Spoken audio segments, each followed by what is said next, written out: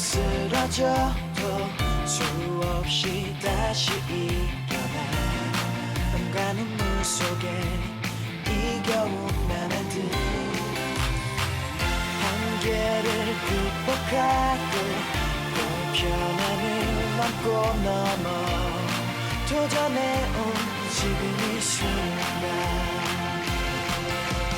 불꽃 같은 두 허리로 하나 된 열정으로 세계인의 가슴 속에 영원히 기억되리 상상이 현실로 꿈을 위해 날아올라 이루리라 바로 이곳에서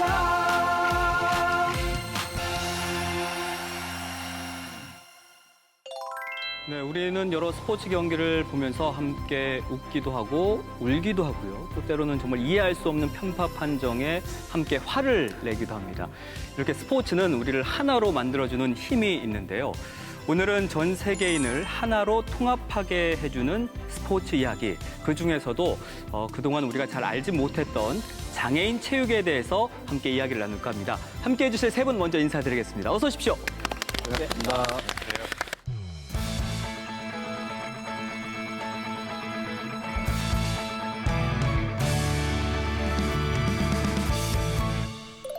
요즘에 그 베이징 동계 그 올림픽이 끝나고 지금은 동계 패럴림픽이 이어지고 있거든요. 어떤 종목에서 우리가 좀 강한가요? 먼저 베이징 패럴림픽에 대해서 말씀드리면 동계 패럴림픽은 휠체어 컬링, 알파인 스키, 크로스컨트리 스키, 바이애슬론, 그다음 스노보드, 파라 아이스하키 6종목이 개최되고요. 예. 그 6종목에서도 78개 이벤트에 150여 개국 1,500명 선수가 참가를 합니다. 대한민국은 이 6개 종목 전 종목에 대해서 출전하는데 30명의 선수와 50명의 임원을 해가지고 82명이 참가를 하는데 이제 동메달 2개 이상을 목표로 하고 있고 그 주요 선수로 보면은 동계 패럴림픽에 홍성만이라고 할 수 있는 평창 패럴림픽에서 첫 금메달을 딴 선수가 있습니다. 노르스케 신현 선수라고 그 선수랑 그다음에 제주도 소속으로 있는데요. 동계 패럴림픽에서 첫 메달을 딴 선수가 있어요. 알파인 스키의 한상민 선수. 그리고 장애인 스포츠의 기화 1호 선수인 원유민 선수가 있습니다. 그리고 지금 팀 구성원들의 성을 따가지고 장윤정 고백 휠체어 컬링 팀이 이번 패럴림픽에서 기대해보고 지켜볼 만한 종목의 선수들입니다. 아니 팀명이 장윤정 고백인 예. 거예요? 5명의 선수 앞 성을 따가지고 장윤정 고백 이렇게 이름을 지난 그 평창 패럴림픽 동계 패럴림픽 때에도 그 컬링 팀이 이름이 특이했었잖아요. 성이 또 다르다고 해서 오성 어벤져스라고 해서 오벤져스라고 불렸는데 이번에도 또 특이하게 이름이 장윤정 고백으로 해서 출전을 하게 됐네요. 예. 어떻게 하다 보니까 성이 그렇게 돼가지고 그렇게 조합을 만들었다고요. 우리 평창 때는 그 16위를 차지했었나요?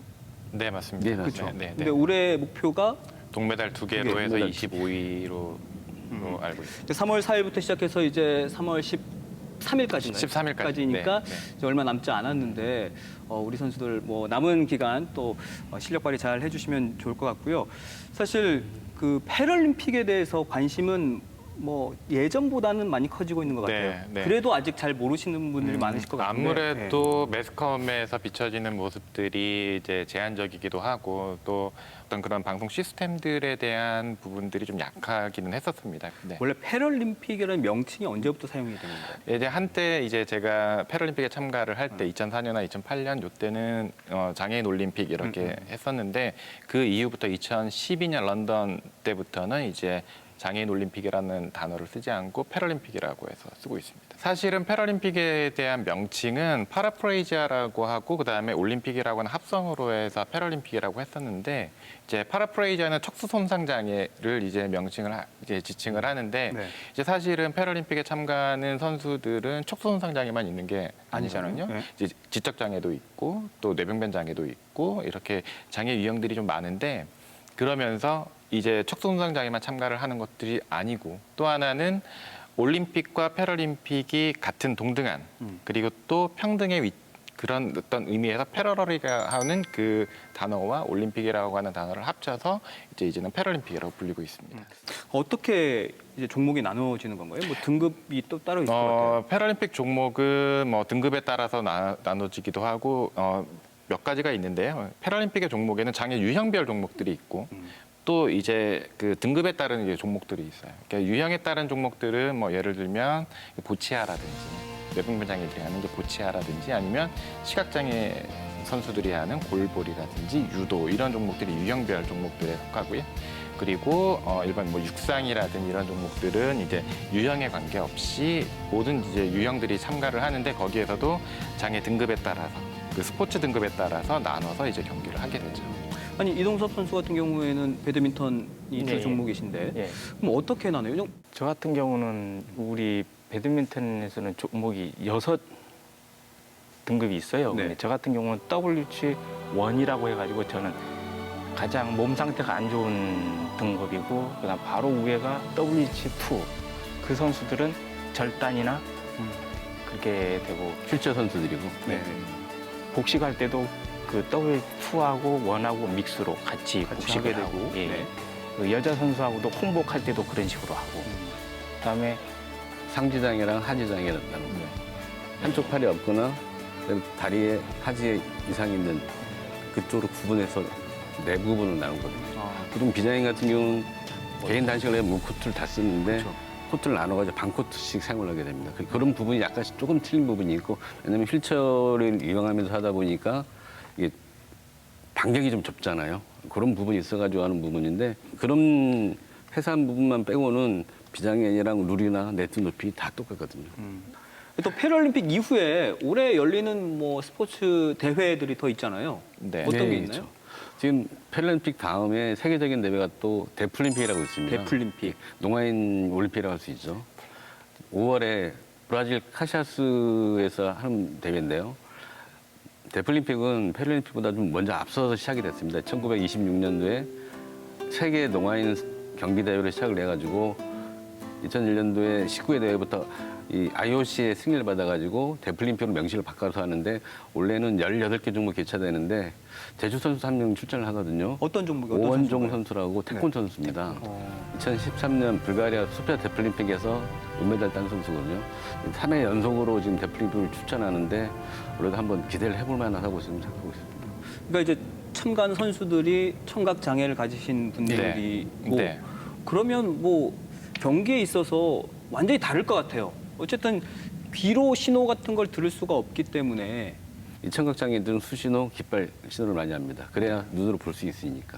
다른 소리만 종목도 없죠. 엄청 마찬가지죠. 뜨거운 네. 스포츠 축제네요. 예 맞습니다. 이제 9월과 10월 요쯤에 이제 항저우 장애인 아시안 아시아 경기 대회가 이제 중국 항저우에서 개최가 되죠. 이제 아시안 경기가 끝나고 나서 장애인 아시안 경기 대회가 그 이제 개최 도시에서 같이 개최를 합니다. 네, 그 대회가 이제 두 번째로 큰 대회죠. 그 중에 뭐 예를 들면 뭐 볼링이라든지 아니면은 뭐 일부 패럴림픽에서는 정식 종목이 아닌 종목들이 한두 개 종목들이 거기서 개최가 되기는 합니다. 태권도가 이번에 들어간다고 들었는데. 네네네네. 태권도가 들어가게 됐습니다. 네. 지금 제주에서는 지금 아시안 게임에 두 종목이 한 6명의 선수가 출전을 예상하는데요. 배드민턴에 3명, 그다음에 휠체어 농구에 선수가 3명 해가지고 메달 싸움을 할 예정으로 있습니다. 보통 우리 선수들 출전했을 때 뭐 좀 실력 발휘 잘 하고 돌아오는 편인가요? 잘하죠. 잘합니다. 잘하죠. 아주 세계적인 선수들이 많고요. 그리고 또 대회를 그 참관을 할 때 보면 경기 플레이도 굉장히 잘하고 그리고 또 노련미가 있어요. 그래서 보통 아시안 경기 대회에 참가를 한 선수들은 대부분 다 메달을 획득하고 온다고 보시면 됩니다. 아니 우리 홍성만 지금은 교수님이시고 예전에 이제 선수 생활하실 때는 그래도 제주에서 장애인 체육 선수라고 하면 뭐 으뜸 아니었나요? 홍성만 선수가? 제주뿐만 아니라 세계적인 선수죠. 세계적으로 좀 알아주는 선수니까 또 그쪽으로 발이 넓거든요. 친구들이 많아요. 그리고 차세대 뭐 주자라고 하면 네. 우리 옆에 계신 그쵸. 또 이동섭 네. 선수가 아닐까 싶어요. 네.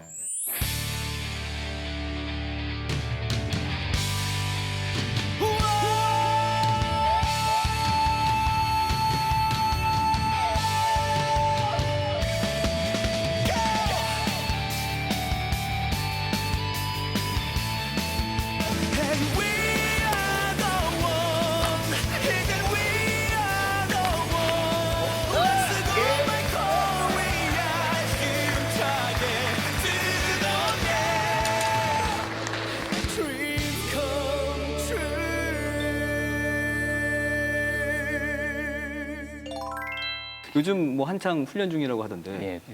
예. 이 체육관에서 하고요. 그 동계육 훈련 준비 여기서 한참 하고 있습니다. 전국 장애인 체육대회가 그건 10월에 10월 달에 10월에 예, 열리죠. 예. 그 훈련도 지금 같이 병행하고 계신 거예요? 예. 음. 1년 동안 경기할 거를 준비하고 있습니다.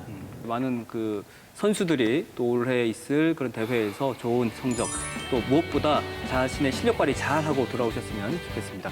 이 얘기를 이렇게 들어보면은 좀 역사 깊은 경기도 있는 것 같고 또 뭐 계속해서 이런 대회들이 열리고 있는데 왜 잘 알려지지 않은 걸까요? 뭐 이동권에 대한 부분들도 있겠고요. 내가 어느 체육관을 가려고 하는데 차가 없으면 갈 수가 없고 또 체육관을 가려고 했는데 체육관을 이용을 할 수가 없는 거죠.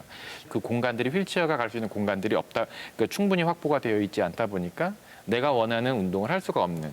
또 한 가지는 거기에 있는 트레이너분들이나 지도를 하시는 분들이 장애에 대해서 잘 모르시고 그래서 사실은 장애인 스포츠를 처음 하시는 분들은 이런 부분들을 굉장히 어려워하세요.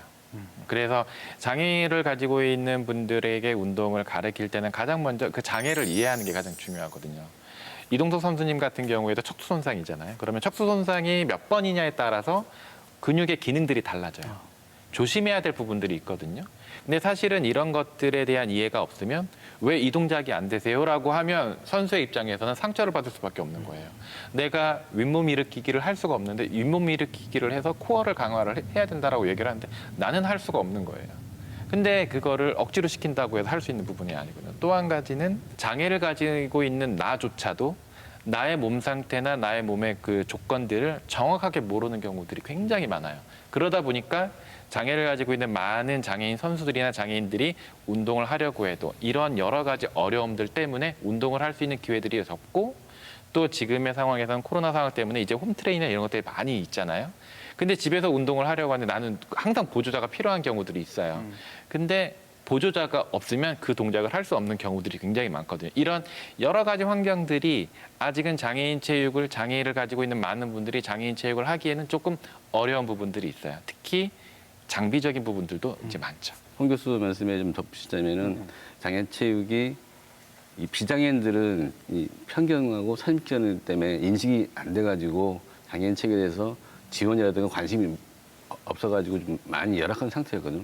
지금 말씀하신 대로 그런 것을 좀 개선하고자 2007년 3월에 저희도 장애인 체육회가 설립이 되고 제주 장애인 체육의 중심을 잡고 중심적 역할을 하려고 지금 하고 있습니다. 그리고 제주 장애 체육인들의 올해 수건이죠. 장애인 전용 체육시설이 있어야 다른 체육관을 왔다 갔다 안 하고 저희들이 마음 놓고 운동을 할 수 있는 시설이 있어야 되는데 그 시설이 2021년도에 지금 개관이 돼가지고 지금 현재는 저희 선수들만 이용하는 시범 기간이거든요. 시범을 하게 되면 나중에 일반에도 조금씩 시간을 주면서 이용을 할 수 있게 할 건데 어쨌든 간에 제주 장애인 체육의 총 본산이 되게끔 만들려고 이 장애인 스포츠대가 개관이 됐습니다. 그리고 저희 장애인 체육회 산하에 27개 경기단체가 있고요. 2개 유형별 시각장애인 스포츠연맹과 청각장애인 농아인 스포츠연맹이 있고 그 경기단체들과 농아인 스포츠, 시각장애인 스포츠 단체들에 의해서 생활체육 인구 한 1,500명 정도 되고 그리고 전문체육 선수가 한 700명이 되거든요. 그런 열악한 상황인데도 지금 저희 같은 경우 아까 장비도 말씀했지만 보통 휠체어 한 대가 한 700만 원 합니다. 개인이 구입하기 힘들죠. 홍성만 교수 같은 경우는 그 전에 레이싱기가 한 1,200, 1,600 하거든요. 보통 그렇게 고가이기 때문에 개인이 구입하기 힘드니까 저희가 예산을 잡고 하긴 하는데 그런 어려운 상황에서도 저희 제주 출신들이 패럴림픽 메달리스트가 4분이 계세요. 맨 처음에 딴 게 지금 대한장애인 이천 선수촌장을 하신 박종철 촌장님이 시드니에서 첫 메달 땄고 2004년도에 금메달도 따셨고 아테네에서 그 금메달 해서 2연패를 하셨거든요. 네. 그리고 2000년 시드니에 육상 운정무 선수가 금메달을 땄고 우리 홍 교수가 2004년 이관왕, 2008년 베이징에서 금메달 하나 땄고 옆에 있는 이동 선수는 지난 도쿄 패럴림픽에서 은메달 하나, 동메달 하나. 네 선수가 딴 메달이 총 13개가 돼요. 엄청난 그 열악한 상황에서도 이런 특출한 선수들이 나온 게 저희는 너무 고맙고 미안한 정도입니다. 아니 말씀해 주셨는데 이제 작년에 이곳이잖아요. 장애인 스포츠 센터가 예, 예. 개관이 예. 했는데 좀 직접 몸소 느끼실 것 같아요. 이게 생기고 나서와 생기기 전에 확실히 달라졌죠. 예, 엄청 달라졌어요. 그 전에는 이 체육관 개관하기 전에는 진짜 체육관 우리 갔다 저리 갔다 우리 장비가 적은 게 아니잖아요. 그걸 싣고 우리 갔다 저리 갔다 오늘은 또 어디 가야 돼? 내일은 또 어디 가야 되지? 이런 고민을 진짜 엄청 많이 했었거든요. 이 선수가 훈련 장소를 고민한다는 거 참 예. 안타까운 거죠. 예. 아니, 저희들은 일단 다른 체육관에 가면 막 너무 춥거든요. 체육관이 너무 크다 보니까. 저희들 같은 경우는 이 하체 쪽으로 혈액순환이 잘 안 돼요.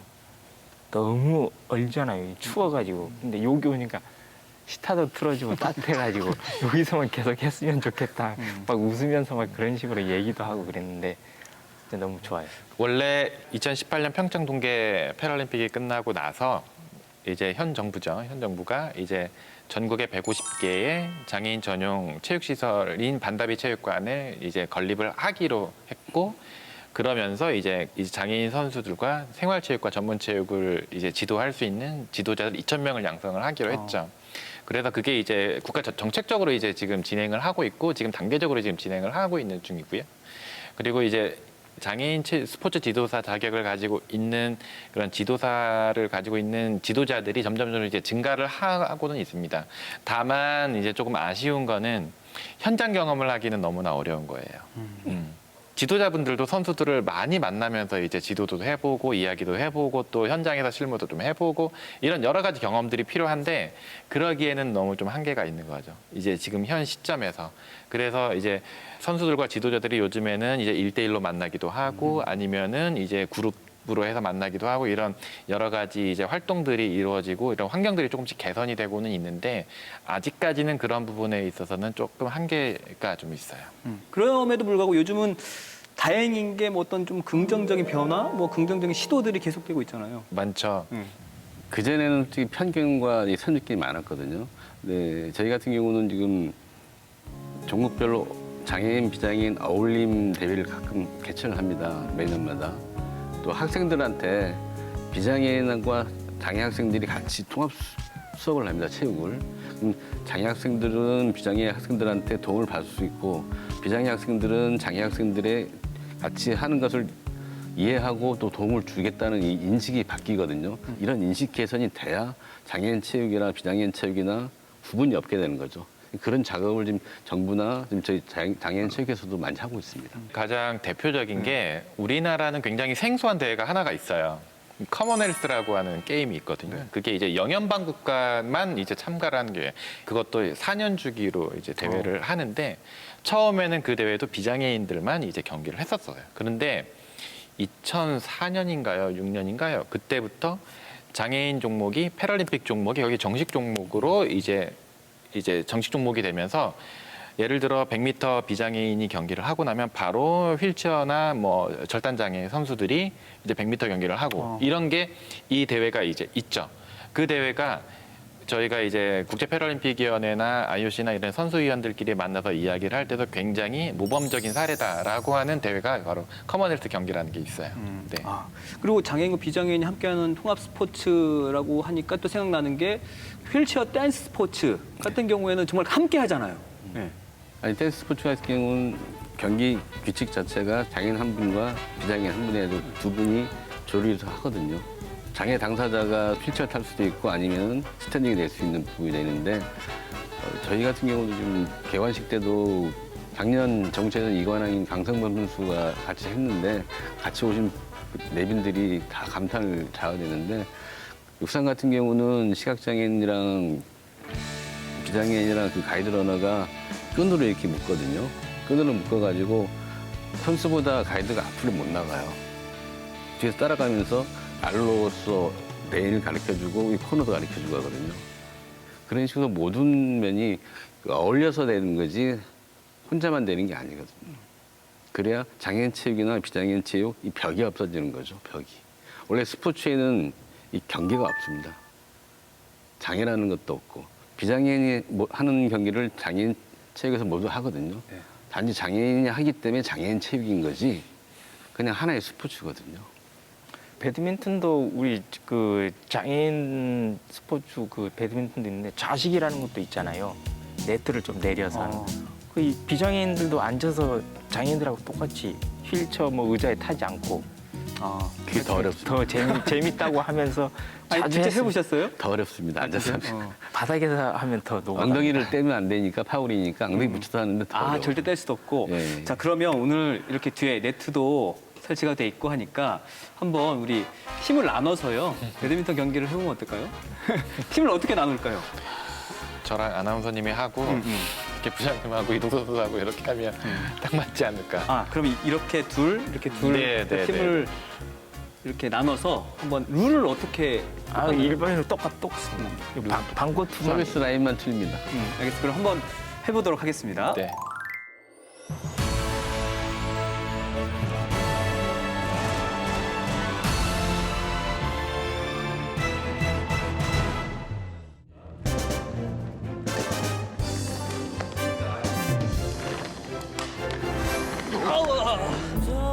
좀더 멀어져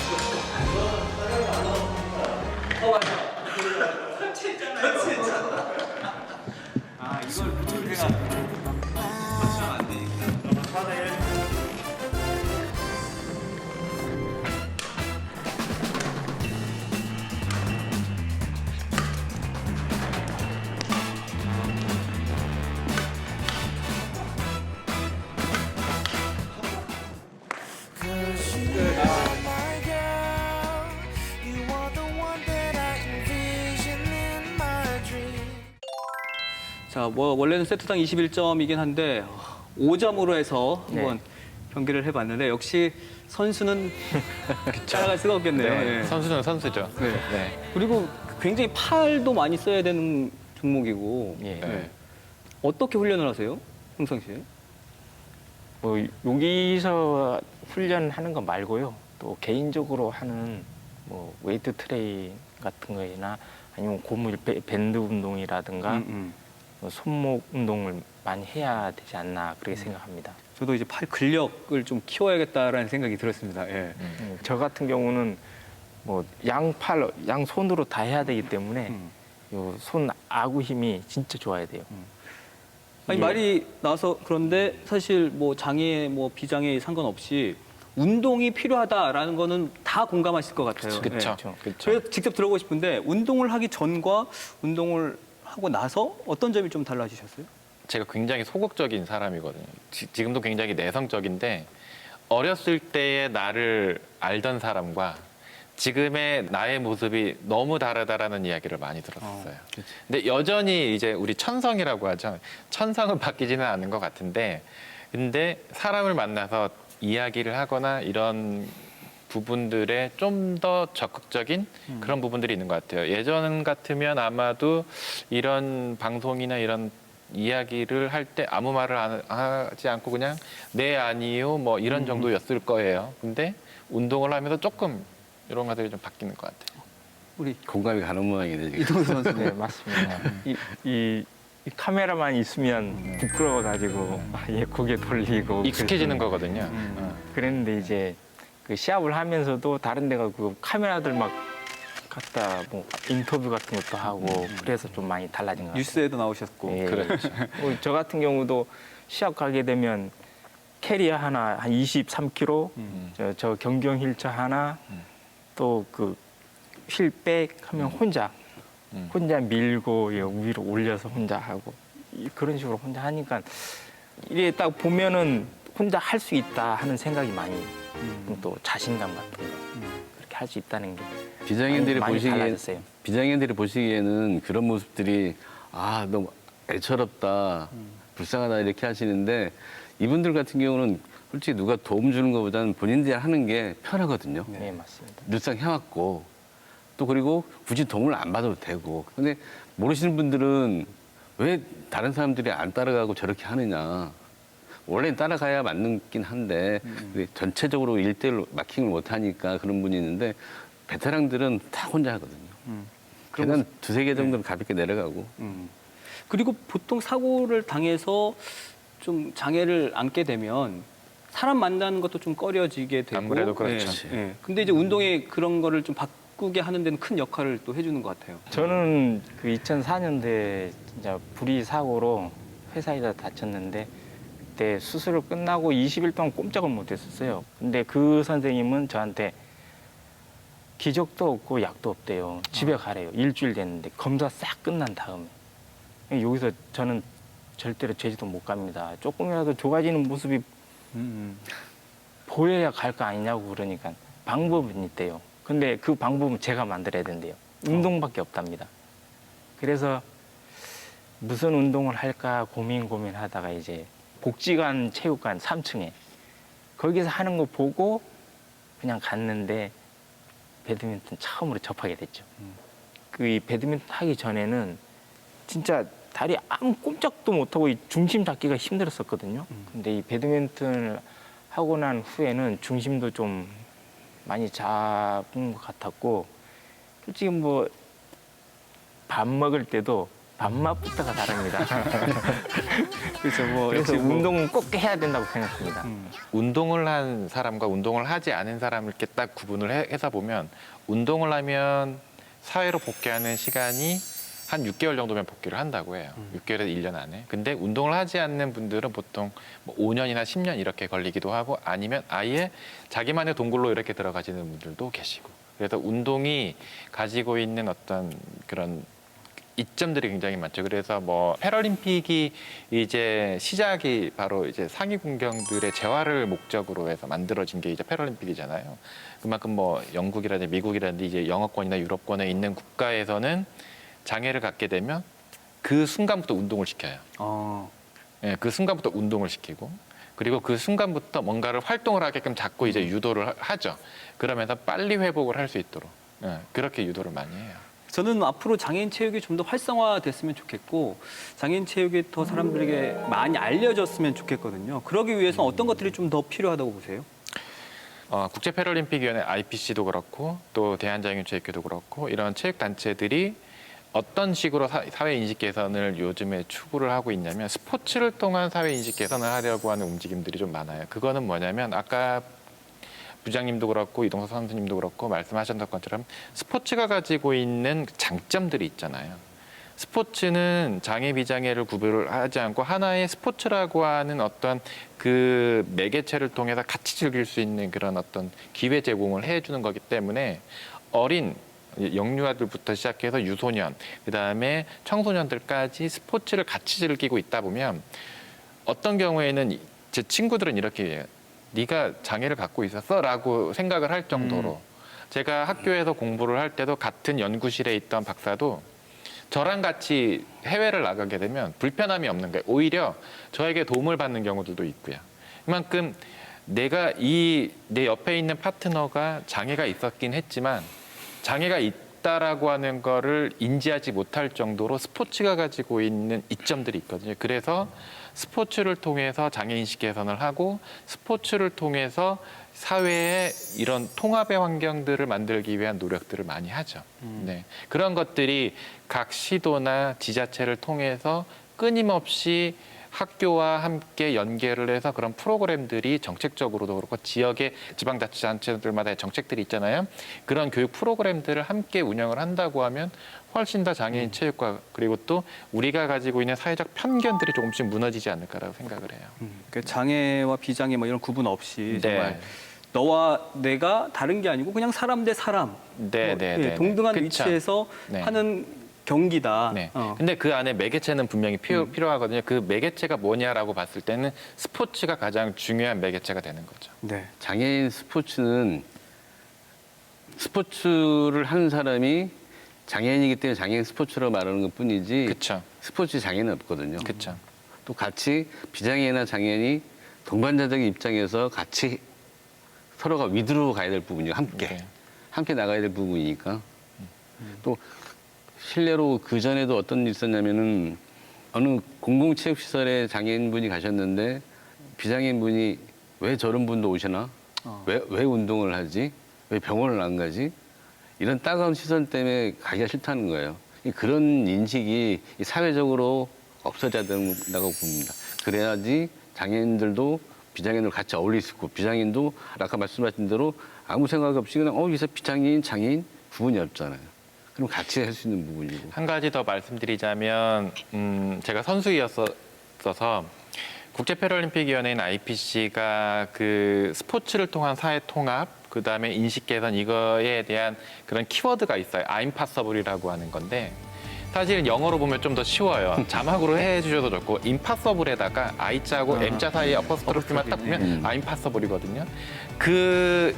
이 캠페인이 굉장히 큰 이슈가 돼요. 도쿄도 그렇고 이번 베이징도 마찬가지고요.